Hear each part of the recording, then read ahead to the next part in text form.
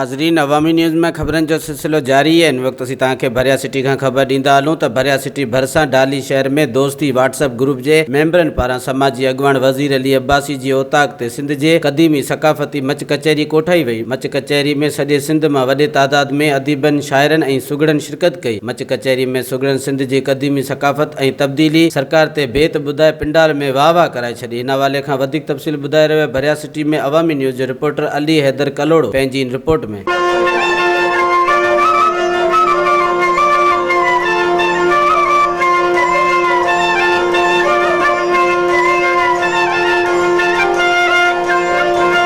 ڀرياسٽي भरिसां दाली शहर में दोस्ती वाट्स ग्रुप जे मेंबरन पारां समाजी अॻुवाण वज़ीर अली अब्बासी जी ओताक ते सिंध जी क़दीम सकाफ़ती मच कचहरी कोठाई वई। मच कचहरी में सॼी सिंध मां वॾे तइदाद में अदीबन, शाइरनि ऐं सुगड़नि शिरकत कई।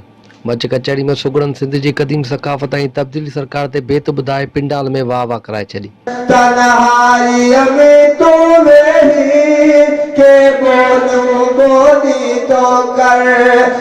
सिंध सॼी आहे 100 रुपया सुजो शोआ मेहरान में तो मोजन सब उन शोआ हेडे पानी होंदे भी रणक शहर उन शोआ सादो सुदो खाइण गुजरी भोजन बने शोआ मीर शबीर चवे अब्बासी मिस्किन वरी मानी ले तो मोने शोआ हा कन थी छे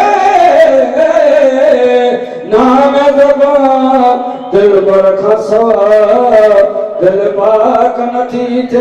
मच कचहरी में अब्बासी कलोड़ा बिरादरी जे चीफ सरदार अली अकबर कलोड़ो ऐं रेस शाहनवाज़ अली कलोड़ो समेत सिंध जे मुख़्तलिफ़ ज़िलनि मां सवे तइदाद में अब्बासी बिरादरी जे माण्हुनि शिरकत कई। मच कचहरीअ में आयल शाइरनि, अदीबनि ऐं मौज़ूदनि सिंध जी क़दीम सकाफ़त ते अवामी न्यूज़ सां पंहिंजा वीचार कुझु हिन रीति वंडिया आहिनि। पुराने से सकाफ़त आहे, तहज़ीब आहे, पुराणो कल्चर आहे। ख़ुशी जहिड़ी ॻाल्हि आहे जो हे जेके कचहरी फिटी वई त कुझु धाड़ेलो सिस्टम हुयो, कुझु क़बाइली झेड़ा हुया। ये मच कचहरियूं असांजो सिंधी लाइ पैगाम आहे।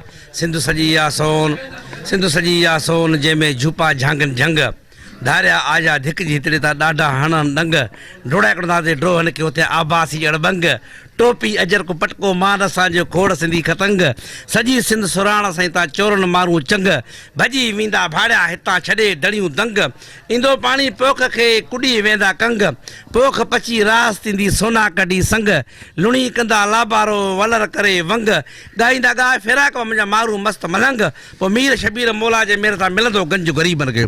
ये जेके मच कचहरियूं आहिनि इहे असांजी ॿोली खे वॾी हथी ॾींदियूं ऐं थियनि बि पियूं, अञा बि अलाह कंदो त पूरी सिंध में थींदियूं छो त माण्हू हींअर सुजाॻ आहिनि।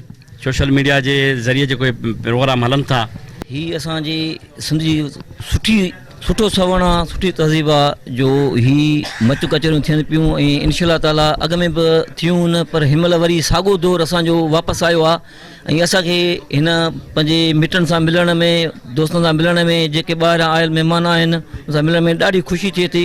हिननि जो चवणु हो त सिंध जी सकाफ़त क़दीम आहे। अॼु जे हिन जदीद ऐं तेज़ तरीन इंटरनेट वारे दौर में सभिनी सिंध वासियुनि खे घुर्जे त पंहिंजी ॿोली ऐं सकाफ़त खे सोशल मीडिया ते घणे खां घणो उजागर कनि त जीअं सॼी दुनिया में रहंदड़ माण्हू वटि सिंध जी क़दीम सकाफ़त ऐं सिंधी ॿोलीअ जो पैगाम पहुची सघे। अली हैदर कलोड़ो, अवामी न्यूज़, भिरियासिटी। वधीक ख़बरनि ऐं तफ़सील जे लाइ विज़िट कयो असांजी वेबसाइट awamiNewsHD.com ऐं ॾिसंदा रहो अवामी न्यूज़ HD।